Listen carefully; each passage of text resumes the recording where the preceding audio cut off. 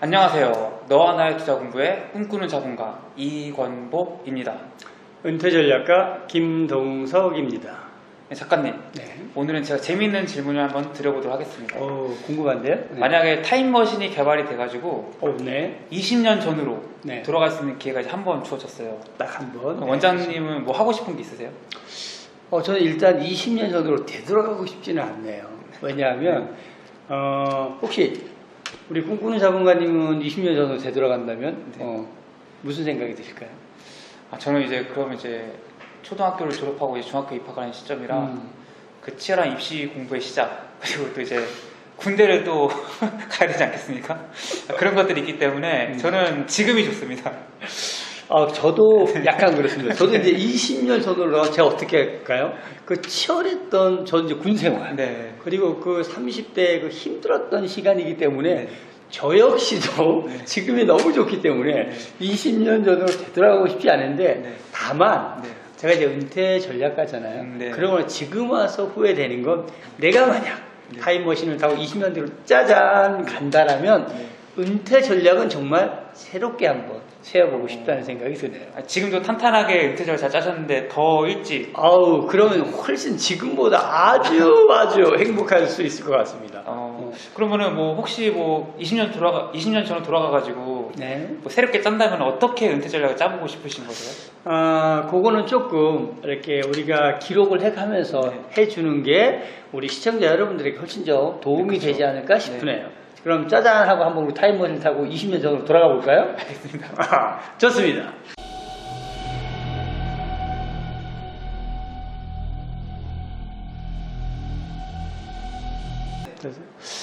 자, 제가 바야흐로 타임머신이 개발돼서 이 타임머신을 타고 짜잔 20년 전으로 되돌아왔습니다. 그럼 언제일까요?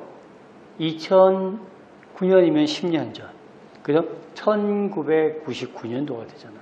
그죠? 이게 여러분들 한번 생각해 보세요. 우리는 1999년도 뭐였을까요? IMF 막 극복하고 있었던 그 시대였어요. 그때부터 만약에 제가 은퇴 전략을 짰다면 무엇을 짰을까요? 여러분 가장 중요한 게 뭐니 해도 머니예요. 근데 우리 뭐죠? 버는 것보다 더 싫은 게 죽어도 내 돈을 잃어버리고 싶지는 않은 거예요. 그죠? 그래서 우리는 마구마구 어디로 달려간다? 은행으로 달려가서 저축을 열심히 들었죠. 자, 그때는 최고의 전략은 뭐였죠? 저축이었어요.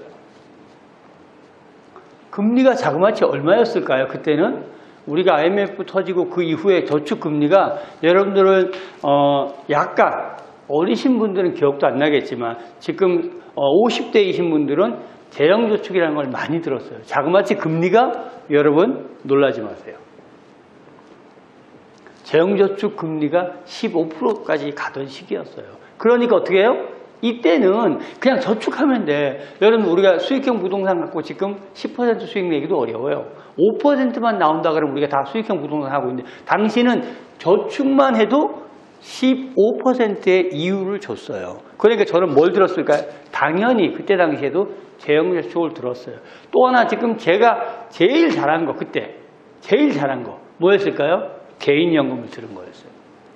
개인연금. 자, 지금 개인연금을 제가 60부터 받는데 이건 어떻게 해요? 금리가 최저금리로 올려줘도 매년 어떻게 올려준다? 7% 이상 물가상승률을 반영해준다. 근데 지금 어떨까요? 이런 상품은 죽었다 깨도 없다. 그러니까 제가 돌아가서 제 돈을 정말 지키면서 하고 싶다 그러면 그때 당시에 이 최고의 그 다음에 이 개인연금을 그때 당시보다 더 많이 들었을 것 같아요. 자, 그런데 우리가 너무 한쪽으로만 할 수 없기 때문에 제가 지금에 와서 후회되는 것 한 가지를 여러분들에게 공개하도록 하겠습니다. 자, 그러면 이 15%라고 하는 어마어마한 이유를 주던 이 시대에 만약에 제가 그때 타임머신을 타고 돌아갔어요. 하고 싶은 것이 딱 한 가지 있습니다.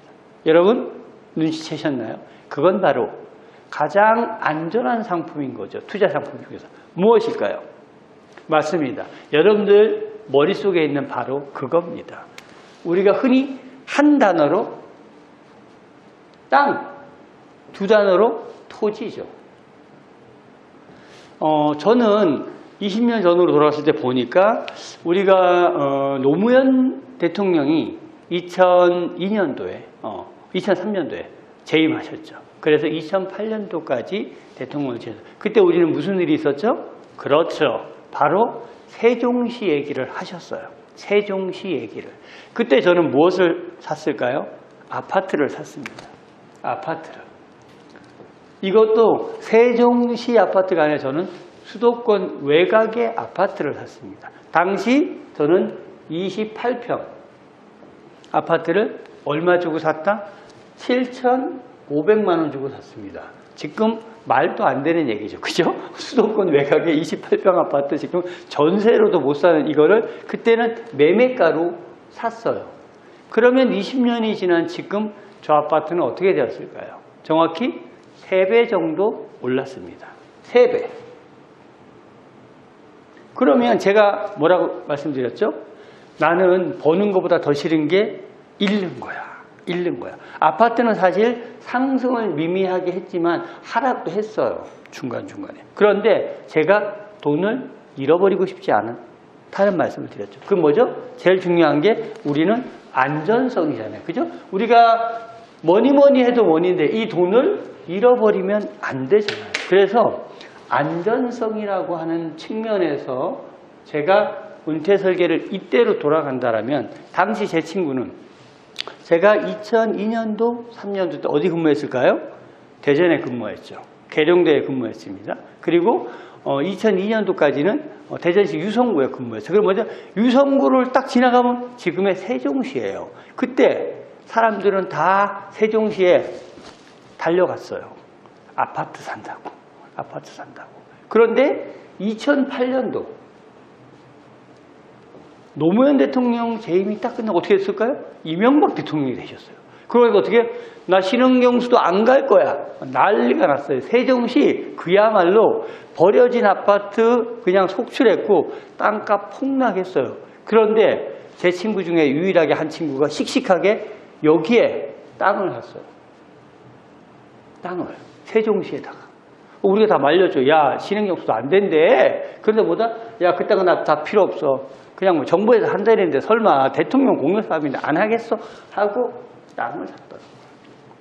이 친구가 산 땅은 지금 몇 배 올랐을까요? 제가 2003년도에 산 아파트는 지금 3배 올랐다고 했습니다. 이 친구가 산 땅은 어떻게 했을까요? 지금 제가 적게 쓴 거예요. 20배 올랐어요. 20배. 제가 20년 전으로 되돌아간다라면 정말 저는 세종시에다가 땅을 사고 싶어요. 아니 저는 지금도 세종시에 땅을 사고 싶은 거예요. 여러분 세종시에 전철역이 들어가요. 전철역이. 서울에서 전철 타고 65세 이상 어르신들 지공도사들은 무료로 갈 수 있다는 거예요. 전철이 개통된다는 거. 그러니까 당시에는 모든 사람들이 다 이거를 소홀했어요. 다 뭐에 관심이 있었다? 아파트에 관심이 있었다. 소위 말해서 상가, 오피스텔, 아파트, 수익형 부동산에 관심이 있었는데 제가 지금에 와서 많은 사람들을 상담하고 하면서 보니까 가장 큰 은퇴 준비를 해서 수익을 확보한 사람들은 역시나 정부를 믿고 땅을 샀었던 사람들이에요. 제가 타임머신을 타고 짜잔 다시 2002년도, 3년도로 돌아간다면 저는 묻지도 따지지도 않고 딱 하나 뭐죠? 아파트 살 돈으로 땅을 샀을 겁니다. 그러면 지금 거기 어떻게 해요? 아니 한 2, 3년만 더 있다가 그쪽에 아마 상가 딱 큰 것도 말고 7층짜리만 올린다면 그냥 게임 끝하고 가장 행복한 노후를 아마 보낼 수 있을 거라는 생각이 들어요. 물론 건축 행위를 하지 않고 그 땅을 판다고 해도 지금 기본 다 20배 이상은 오른 가격이에요. 오른 가격이에요. 제가 가장 후회되는 게 왜 그때 저 땅이라고 하는 것에 관심을 두지 않았을까 싶은 생각이 듭니다. 아마 우리 이 영상을 보시는 분들, 그 다음 우리 꿈꾸는 자본가님이 하시는 말씀을 잘 여러분들 들어보시면 제가 해드리고 싶은 말은 그거예요. 은퇴 준비라는 것은 시간에 비례하는데 그 시간의 가치가 가질 수 있는 것을 가장 안전하게 누리면서 은퇴 전략을 가지고 갈 수 있는 건 뭐다? 수익형 부동산이 아니었다. 그리고 뭐다? 지나고 보니까 역시 땅이라고 하는 녀석이 가장 안전하기도 하지만 수익률도 가장 높았다. 내가 20년 전에 놓친 거, 타임머신을 타고 돌아가서 저에게 다시 한번 기회를 준다면 저는 묻지도 따지지도 않고 바로 이 땅이라고 하는 녀석을 선택할 겁니다. 네, 강연을 들으면서 생각을 했었는데 네. 역시 대한민국은 부동산. 맞아요. 저도 왜 그때 관심이 없었는지 아주 후회됩니다. 아마 많은 분들이 공감하실 거라 생각해요. 특히 그렇죠. 뭐 50대, 60대 네. 베이비부모 세대 분들은 맞습니다. 우리나라에 진짜 최고로 투자할 만한 자산은 이제 부동산을 많이 꼽잖아요. 네. 네, 그래서 그러면은 이제 뭐 우리가 타임머신이라는 예로 들어서 네. 이제 20년 전으로 이제 돌아간다고 이제 가정을 해봤는데 네. 사실 아직 타임머신이 개발되지 않았잖아요. 맞아요. 근데 맞아요. 이제 20년 전이 아니라 20년 후는 우리가 맞이할 수 있잖아요. 그렇죠. 이제 20년 지나면 20년 후가 되죠. 맞아요. 그러면 지금을 우리가 20년 후에서 타임머신 타고 왔다고 생각하면은 네. 지금 우리가 뭘 해야 되는지가 조금 보일 수도 있겠네요. 그렇죠. 네. 만약에 그걸 보인다라면 여러분들 제가 타임머신을 타고 짜잔 20년 전으로 돌아갔잖아요. 과거는 우리가 돌아볼 수 있으니까. 근데 그때 놓친 게 있었잖아요. 그러면 이거를 잘 복귀해 보면 바둑 두시는 분들이 왜 복귀를 해볼까요? 다음번 대국에서 이기기 위해서잖아요. 그럼 우리가 20년 전을 돌아가서 봤잖아요. 그럼 어떻게 할까요? 20년 후를 내가 어떻게 해야 되는지도 보일 거예요. 근데 사람들은 또 뭘 못하죠? 용기가 없어요. 그죠? 사람들은 몰라서 안 하는 게 아니에요. 용기가 없는 거예요. 그리고 뭐죠? 계속 불안해요. 근데 그쵸. 결국은 그런 것들을 잘 극복한다면 20년 후를 또다시 준비할 수 있을 겁니다. 그런데 그것은 사실 여러분들의 불안을 해결해 줄 수 있는 20년 후의 방법이 있습니다. 그거는 제가 다시 타임머신을 타고 네. 20년 후로 돌아간다면 여러분들에게 한번 설명해 드릴 수 있을 것 같은데요. 그럼 다음번 영상에서 한번 얘기를 들어볼 수 있을까요? 네. 그러면 우리가 다음번에는 20년 후로 타임머신을 타고 갈 건데 그때 네. 뭘 들고 간다? 20년 후를 그려놓은 설계도를 들고 짜잔 그쪽에 가서 여러분들에게 설명을 해드리도록 하겠습니다. 알겠습니다. 다음 시간에 한번 기대를 해보도록 하겠습니다. 네. 좋습니다.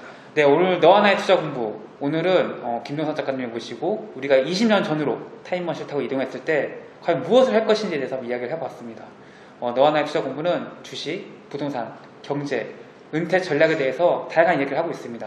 이러한 컨텐츠에 관심이 있으시다면 너와 나의 투자 공부 구독과 좋아요 부탁드리겠습니다.